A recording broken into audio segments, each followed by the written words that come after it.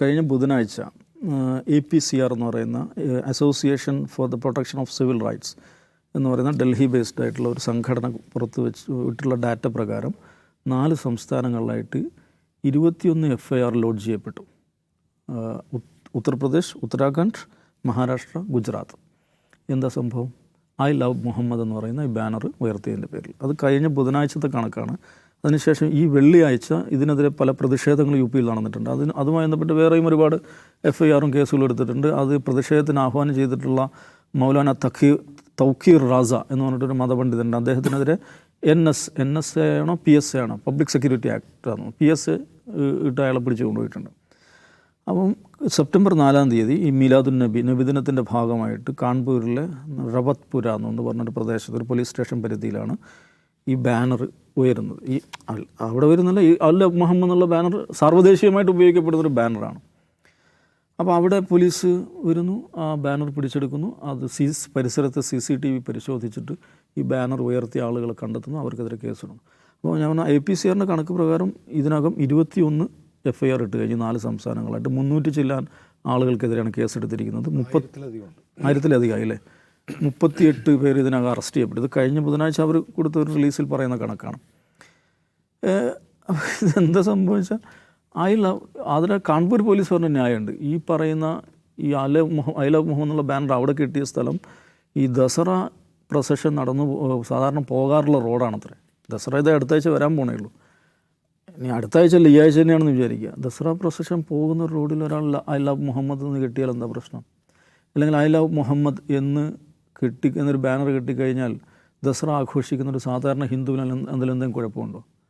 ലോകം മുഴുവൻ എല്ലായിടത്തും ഉയർത്തപ്പെടുന്നൊരു ബാനറാണല്ലോ ഈ റബീഉൽ അവ്വൽ എന്ന് പറയുന്ന പ്രവാചകൻ ജനിച്ചതായിട്ട് വിശ്വസിക്കപ്പെടുന്ന മാസത്തിൽ ലോകത്ത് എല്ലായിടത്തും ഉയർത്തുന്നൊരു ബാനറാണ് ഐ ലവ് മുഹമ്മദ് എന്നുള്ളത്. അപ്പോൾ അത് സഹിക്കാൻ പറ്റുന്നില്ല, അതിനെ അനുവദിക്കാൻ പറ്റില്ല. അതിന് നിഷേധമാണ്. അതൊരു മെൻറ്റാലിറ്റിയാണ്. ഭരണകൂടം തന്നെ ഇതിനെതിരെ തിരിയുന്നുള്ളത്. പക്ഷേ ഇതിൽ വേറൊരു വിഷയം, സാധാരണ BJP അല്ലെങ്കിൽ BJP ഭരണകൂടങ്ങൾ എടുക്കുന്ന ഇത്തരം സമീപനങ്ങൾ അവർ ന്യായീകരിക്കാറ് ഞങ്ങൾ മുസ്ലിങ്ങൾക്കെതിരല്ല, ഞങ്ങൾ തീവ്രവാദികൾക്കെതിരാണ്, ഞങ്ങൾ മുസ്ലിങ്ങൾക്കെതിരല്ല, ഞങ്ങൾ പൊളിറ്റിക്കൽ ഇസ്ലാമിസ്റ്റുകൾക്കെതിരെ മാത്രമാണ് ഞങ്ങൾ നടപടിയെടുക്കുന്നത്.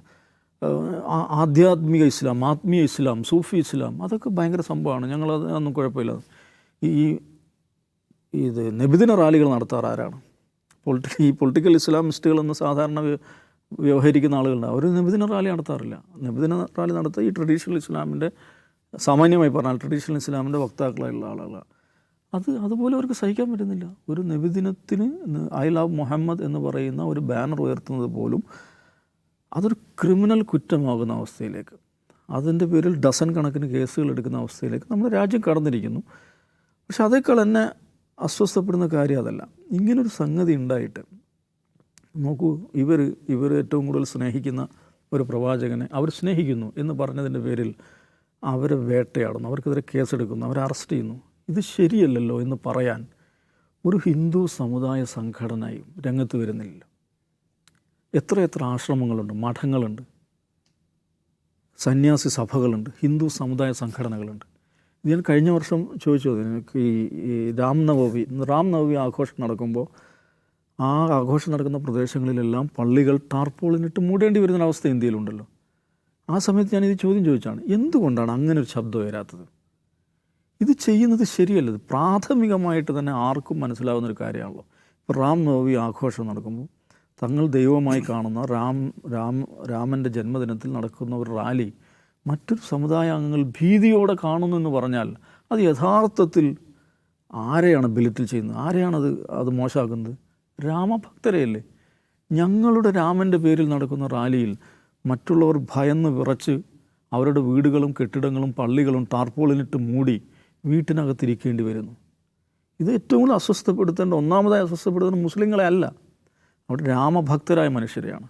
നമുക്ക് മുഹമ്മദിനെ സ്നേഹിക്കുന്ന ഈ മനുഷ്യർ ഞാൻ മുഹമ്മദിനെ സ്നേഹിക്കുന്നു എന്ന് പറയാൻ അവൻ അവകാശമില്ല എൻ്റെ രാജ്യത്ത് എന്നതിൻ്റെ പേരിൽ അസ്വസ്ഥരാകേണ്ടത് ആരാണ്?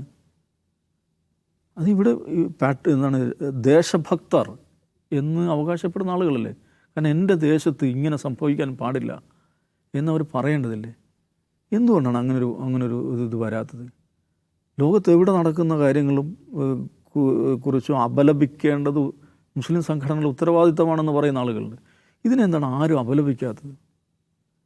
ഒരു സമുദായ സംഘടനയും ഇതിനെ അപലപിക്കുന്നില്ല, ഒരു എന്താണ് പറയുക സന്യാസി സഭയും ഇതിനെ അപലപിക്കുന്നില്ല. ഇതിങ്ങനെ അനസ്യൂതം നടന്നുകൊണ്ടിരിക്കുകയാണ്. ഇതെങ്ങോട്ടാണ്? ഇത് സാമാന്യമായി ഈ എന്താണ് ഈ ഫേസ്ബുക്കിലും ഒക്കെ വന്നിട്ട് ഈ സുമേഷ് കാവിപ്പട ടൈപ്പ് അവർ ഇതിൽ അഭിമാനം കൊള്ളും. ഓഫ് കോഴ്സ് അവരെ ഭയങ്കരമായിട്ട് ഇത് ത്രില്ലടിപ്പിക്കുന്നുണ്ടാവും. അവർ ഭയങ്കരമായിട്ട് ഇത്തരം സംഗതികൾ ആഘോഷിക്കും. യോഗി ബാബയുടെ പടങ്ങൾ വെച്ച് BGM ഇട്ട് റീലുകളൊക്കെ ഇറക്കും. ഇപ്പം നമ്മൾ ട്വിറ്ററിൽ പോയി കഴിഞ്ഞാൽ ഇതിൻ്റെ ശേഷം വന്നുള്ള പല ഹാഷ്ടാഗുകളുണ്ട്. I love Yogi, I love bulldozer Baba, I love rasgulla എന്നൊക്കെ പറഞ്ഞ് പലതരം ഹാഷ്ടാഗുകൾ ഉണ്ടാക്കിയിട്ട് അത് ട്രെൻഡിങ് ആക്കാൻ ശ്രമിക്കുന്നുണ്ട്. അപ്പോൾ അത് അങ്ങനെയുള്ള ഇതിങ്ങനെ ആഘോഷിക്കുന്ന ആളുകളുണ്ടല്ലോ, അവർ യഥാർത്ഥത്തിൽ അവർ എന്താണ് ആഘോഷിക്കുന്നത്? അവർ ഈ രാജ്യത്തെക്കുറിച്ച് കൊടുക്കുന്ന ചിത്രം എന്താണ്? ഇതൊന്നും ഈ രാജ്യത്തിൻ്റെ അതിർത്തിയിൽ മാത്രം നിൽക്കുന്ന കാര്യമല്ലല്ലോ. മുഹമ്മദ് എന്ന് പറയുന്നത്, അല്ലെങ്കിൽ മുഹമ്മദിൻ്റെ ജന്മദിനം എന്ന് പറയുന്നത് ഈ രാജ്യത്ത് മാത്രമുള്ള കാര്യമല്ലല്ലോ. ലോകം മുഴുവൻ സാർവദേശീയ സമൂഹമില്ലേ? അവരെല്ലാം ഇത് കാണുന്നില്ലേ? അവർക്ക് സാർവദേശീയ സമൂഹത്തിന് മുമ്പാകെ ഈ പറയുന്ന ഈ ദേശഭക്ത് സംഘം ഇന്ത്യയെക്കുറിച്ച് കൊടുക്കുന്ന ചിത്രം എന്താണ്? യഥാർത്ഥത്തിൽ ദേശഭക്തരായുള്ള ആളുകൾ ദേശത്തോട് ചെയ്തുകൊണ്ടിരിക്കുന്നത് എന്താണ്? ഈ ദേശത്തിൻ്റെ ഈ രാജ്യത്തെ ഡിഫൈസ് ചെയ്യുന്നത് ആരാണ്? മുഹമ്മദിനെ ഞാൻ സ്നേഹിക്കുന്നു എന്ന് പറയാൻ പോലും അവകാശമില്ലാത്ത, അത് പറയുന്നത് ഒരു ക്രിമിനൽ കുറ്റമായി കരുതുന്ന ഒരു സംവിധാനമാണ് ഇന്ത്യ എന്ന ഒരു ഇമേജ് ഇന്ത്യയെക്കുറിച്ച് ലോകത്തിന് മുമ്പാകെ കൊടുക്കുന്നത്.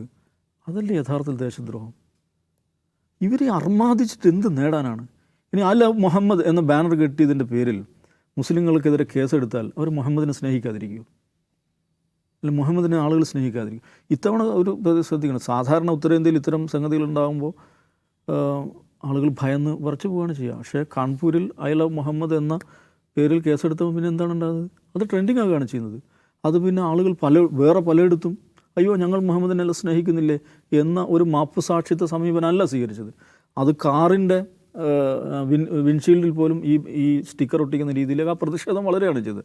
അതുകൊണ്ട് ഐ ലവ് മുഹമ്മദ് എന്ന് ബാനർ കെട്ടി എഴുതുന്നതിൻ്റെ കേസെടുത്തുകൊണ്ട് ഇത് ഇല്ലാതാവുന്നില്ല, മുഹമ്മദിനുള്ള സ്നേഹം ഇല്ലാതാവുന്നില്ല, അല്ലെങ്കിൽ മുഹമ്മദിനെ സ്നേഹിക്കുന്നു എന്ന് അത് എക്സ്പ്രസ് ചെയ്യുന്ന ഒരാൾ പിന്നോട്ട് പോകാനൊന്നും പോകുന്നില്ല.